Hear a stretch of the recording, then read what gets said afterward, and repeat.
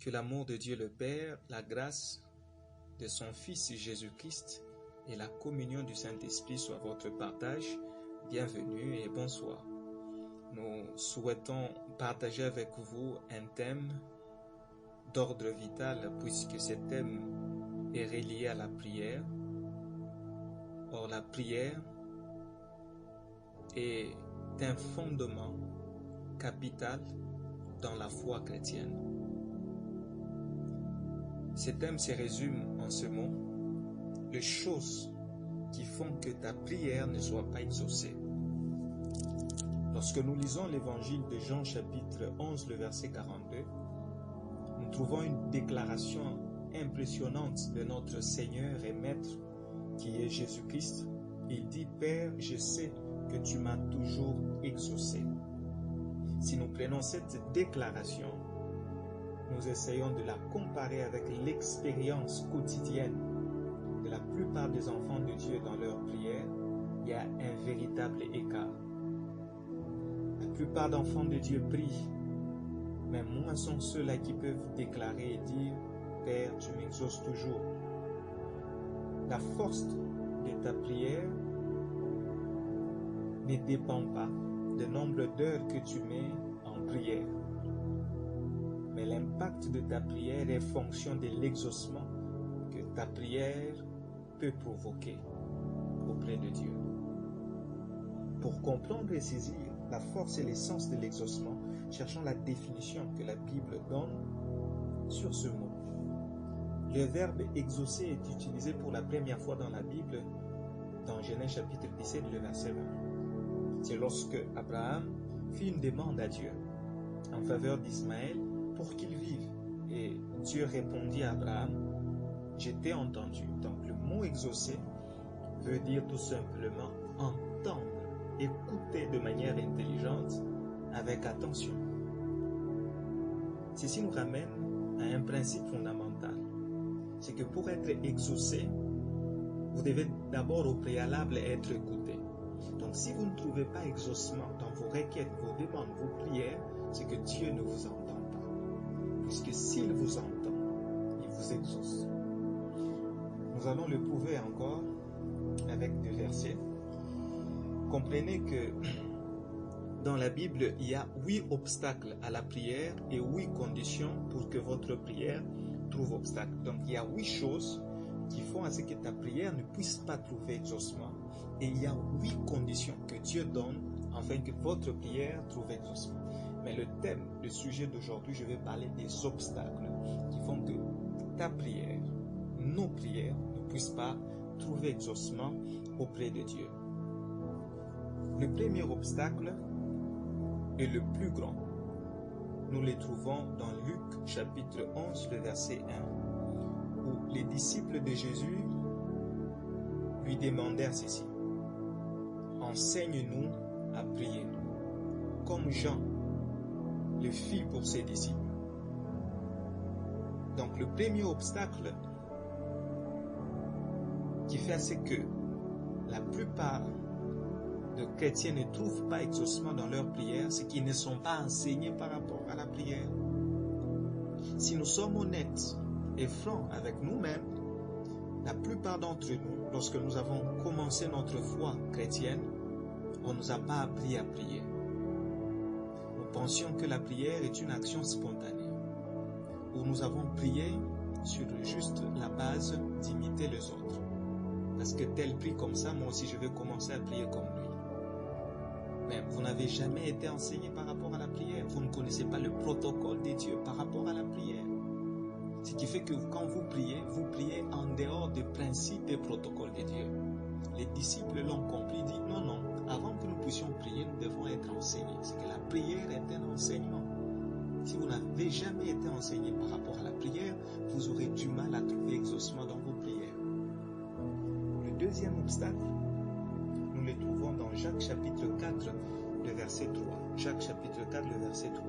Vous demandez et vous ne recevez pas, parce que vous demandez mal dans le but de satisfaire vos passions.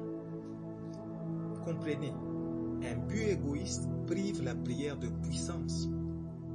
Or, un très grand nombre de prières sont égoïstes.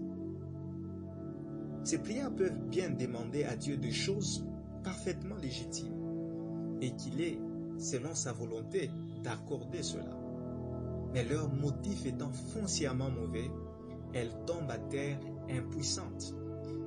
Il se peut que votre demande est légitime et Dieu est censé vous accorder votre demande, mais du fait de votre motivation, de votre motif qui n'est pas correct et convenable, Dieu ne peut pas vous donner. Je donne un exemple. Lorsque quelqu'un demande un emploi, il entre en prière, Dieu donne-moi un emploi. Quel est le motif de sa demande? La plupart des motifs, c'est que donne-moi un emploi pour que je puisse bien vivre. Donne-moi un emploi pour que je puisse avoir une maison, pour que je puisse réaliser mon projet de mariage. Vous devez comprendre que le vrai but, quand nous prions, est que Dieu soit glorifié par l'exaucement qu'il accorde. Je ne sais pas si quelqu'un comprend cela. L'objectif de la prière, ce n'est pas de satisfaire vos besoins, mais c'est premièrement que Dieu soit glorifié par rapport à l'exaucement qu'il vous accorde. Alors, je reviens à cet exemple. Quand quelqu'un demande pour qu'il soit satisfait dans ses besoins, Dieu ne peut pas lui accorder cela parce que Dieu n'est pas glorifié.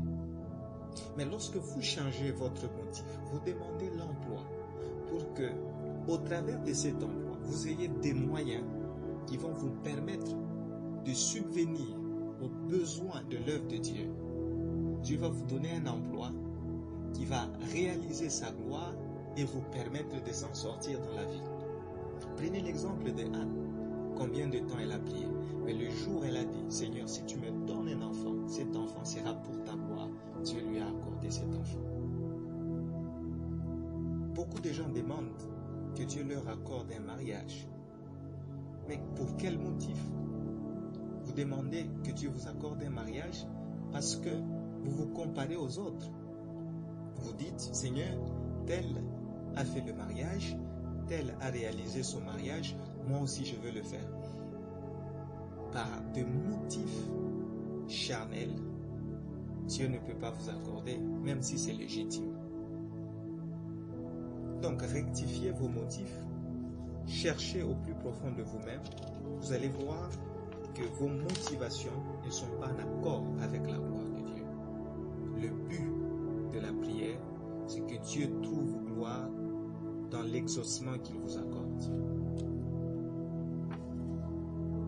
Je prends un autre exemple pour donner vie et force. Il y a des gens qui demandent, Seigneur, donne-nous le réveil, amène le réveil dans l'église. Le motif des gens qui demandent le réveil par moment pour leur église, c'est que leur église doit être bondée de monde. On demande à ce que nos églises connaissent le réveil, non pas pour que Christ soit glorifié dans le monde, mais pour que nos églises puissent avoir beaucoup de membres. Et c'est juste un motif charnel qui ne glorifie pas le Seigneur. Le troisième obstacle que la Bible nous donne, nous le trouvons dans les livres d'Ésaïe, chapitre 59, le verset 1 à 2. La Bible dit, « Non, la main de l'Éternel n'est pas courte pour sauver, ni son oreille trop dure pour entendre, mais ce sont vos crimes qui mettent une séparation entre vous et votre Dieu. Ce sont vos péchés qui vous cachent sa face et l'empêchent de vous donner. Le péché fait obstacle à la prière. » Vous devez comprendre que Ésaïe décrit deux choses. Il décrit les crimes et il décrit les péchés. Les crimes, ce sont des méfaits que nous commettons à l'égard de notre prochain. Par contre, le péché, c'est lorsque nous brisons la loi par rapport à Dieu. C'est que si vous blessez vos amis, si vous faites des choses qui sont des méfaits par rapport à votre prochain, votre prière sera bloquée. Et deuxièmement, si vous transgressez la parole du Seigneur, votre prière sera bloquée. J'aime un texte Dans le psaume 139, le verset 23-24, David dit « Sonde-moi, ô Dieu, et connais mon cœur. » Par moments, Dieu ne vous exauce pas parce qu'il y a un péché qui se cache dans votre vie. Par moments, ce péché qui peut vous sembler être normal et anodin, alors que c'est une barrière. Prenez un temps d'examiner votre cœur. Prenez un temps, j'y arrive, de laisser à ce que la lumière du Seigneur puisse percer votre cœur afin de révéler tout ce qui ne plaît pas à Dieu. C'est pourquoi un enfant de Dieu, lorsqu'il constate qu'il a beaucoup prié, mais qu'il n'a pas trouvé exaucement, il doit s'arrêter et se poser la question, est-ce que je suis en bonne relation avec mon Dieu? Prenez le temps d'examiner votre cœur. Il se peut qu'il y a des péchés cachés dans votre passé qui bloquent l'exaucement de vos prières. Psaume 66, le verset 18 dit encore, « Si j'avais conçu l'iniquité dans mon cœur, le Seigneur ne m'aurait pas exaucé. » Par moments, il ne s'agit pas juste de commettre un péché, mais de concevoir. Il y a des gens qui conçoivent l'iniquité, qui conçoivent le mal, qui pensent de mauvaises choses. La Bible dit, si j'avais conçu l'iniquité dans mon cœur, le Seigneur ne m'aurait pas exaucé. Vous n'êtes pas exaucé parce que vous concevez l'iniquité dans vos cœurs. Peut-être vous ne passez même pas à l'action, mais le fait de concevoir du mal dans votre cœur bloque l'exaucement dans votre vie. L'obstacle suivant, je pense le 4e obstacle, nous le trouvons dans Ézéchiel chapitre 14, le verset 3. La Bible dit ceci, « Fils de l'homme, ces gens portent leurs idoles dans leur cœur. Ils attachent leur regard sur ce qui les a fait tomber dans l'iniquité. Mais laisserai-je consulter par eux?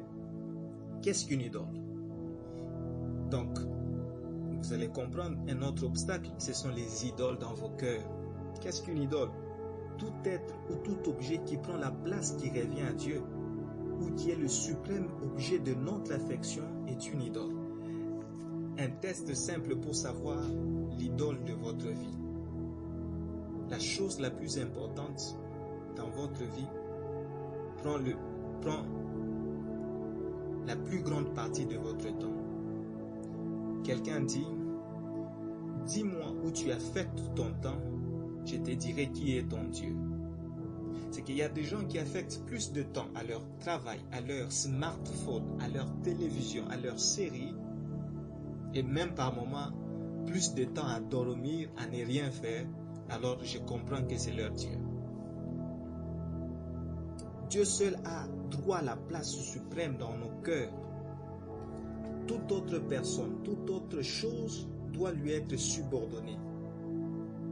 Beaucoup d'hommes font de leur femme une idole. Vous prenez plus de temps à parler avec votre fiancé, à parler avec la personne que vous aimez le plus, et vous mettez moins de temps à chercher la face de Dieu. Certaines femmes font de leur idole leur homme, leur mari. Et par moments, l'idole peut être vos affaires. Vous prenez plus de temps à élaborer des plans pour gagner plus d'argent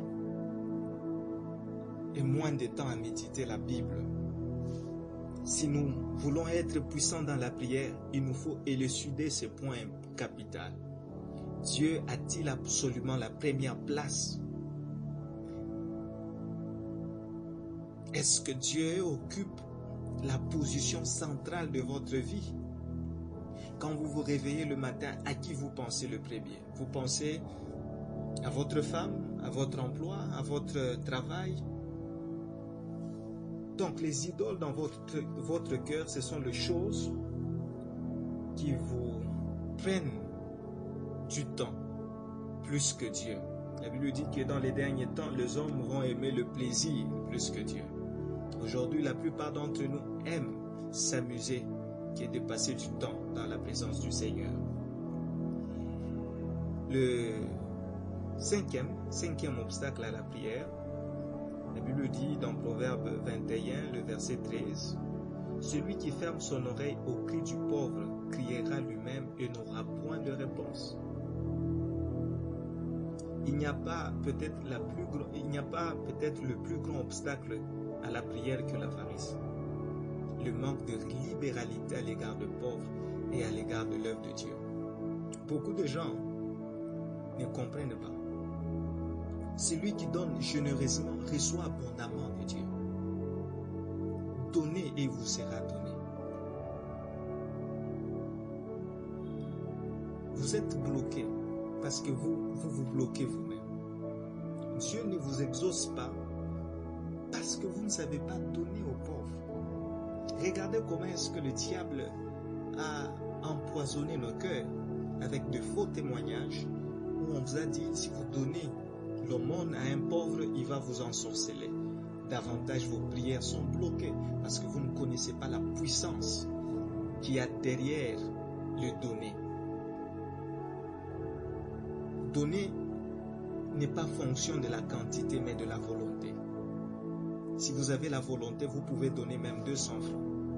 Pendant ces temps de confinement, il y a des gens qui souffrent, il y a des gens qui sont dans le besoin. Mais vous vous préoccupez moins de ceux-là qui ont besoin de votre aide. Vous êtes insensible aux cris du pauvre. L'Église aujourd'hui n'est pas puissante dans la prière parce que l'Église ne sait plus faire le social. Et beaucoup de gens ne trouvent pas exaucement parce que leur main est une main fermée. Changez votre attitude par rapport aux données. C'est important. Le 6e obstacle à la prière, la Bible dit, et lorsque vous êtes debout faisant votre prière, si vous avez quelque chose contre quelqu'un, pardonnez, afin que votre Père qui est dans les cieux vous pardonne aussi vos offenses. Marc chapitre 11, le verset 25. L'esprit de rancune est l'un des plus fréquents obstacles à la prière. Donc, si vous voulez que votre prière trouve exaucement, vous devez décider de pardonner à toutes ces personnes qui vous ont déjà blessé. Quel que soit le motif, quelle que soit la raison. Mais si vous ne prenez pas une décision de dire je pardonne à tous ceux-là qui m'ont offensé,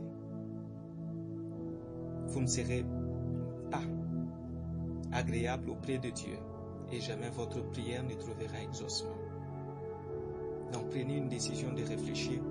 Est-ce que dans votre cœur y a-t-il des gens pour qui vous gardez encore la rancune, le ressentiment, la colère, la haine, puisque ces personnes vous ont blessé? Et si réellement vous cherchez à ce que votre prière trouve exaucement, vous devez pardonner. Le septième obstacle qui est formidable aussi, ça c'est pour ceux-là qui sont fiancés ou ceux-là qui sont mariés. La Bible dit dans 1 Pierre 3, le verset 7, « Marie, montrez à votre tour de la sagesse dans vos rapports avec vos femmes comme avec un sexe plus faible. Honorez-les comme devant aussi hériter avec vous de la grâce de la vie. Qu'il en soit ainsi, afin que rien ne vienne faire obstacle à vos prières. » Ici, il nous est dit clairement que de mauvais rapports entre mari et femme sont un obstacle à la prière. Dans bien des cas, le mari peut blesser la femme. Et s'il n'y a pas une bonne harmonie dans le couple, les prières sont bloquées. Donc c'est important. Et dans le contexte aussi de la jeunesse, si vous êtes officiellement fiancé, vous devez toujours harmoniser vos rapports, parce que lorsque vous entretenez de rapports de tension, de rapports de non-harmonie, ça fait à ce que votre prière ne puisse pas être exaucée. Vous allez comprendre pourquoi dans la plupart des couples, la prière ne trouve pas exaucement, parce qu'il n'y a pas un rapport d'harmonie et de paix. Les personnes qui vivent, et la Bible dit, vous devez honorer, Marie, honorer vos femmes. C'est qu'ici, il y a plus de responsabilités à l'homme qu'à la femme dans le couple. Parce que la Bible dit, Marie honorait les femmes. Comment est-ce que l'homme doit honorer sa femme? Ça, c'est une autre leçon. Mais si vous avez des questions, n'hésitez pas, on va y répondre. Et nous allons terminer avec le dernier obstacle. Le dernier obstacle, nous le trouvons dans Jacques chapitre 1, le verset 5 à 7. La Bible dit, « Si quelqu'un d'entre vous manque de sagesse, qu'il demande à Dieu, qui donne tout à tous simplement et sans reproche, elle lui sera donnée. Mais qu'il demande avec foi, sans doute. » Qu'il demande avec quoi? Avec foi et sans doute. Les prières sont entravées par l'incrédulité. Dieu exige que nous croyions en sa parole d'une façon absolue. Donc le doute fait à ce que la prière ne puisse pas trouver exaucement. Voilà, aujourd'hui j'ai parlé des obstacles et prochainement je parlerai de conditions pour que votre prière soit exaucée. Donc là, les obstacles, ce sont les choses que vous devez faire, éviter de faire, et les conditions, ce sont des choses que vous êtes censé faire pour que votre prière trouve exaucement. Donc il y a deux aspects, les obstacles, les choses que vous devez éviter, et les conditions, les choses que vous devez faire pour que votre prière trouve exaucement. Alors je vous bénis, vous qui nous avez suivis. Si vous avez des questions, n'hésitez pas à le poster ou à le poser. Par la grâce de Dieu, nous allons essayer de vous donner des réponses en rapport avec la Bible.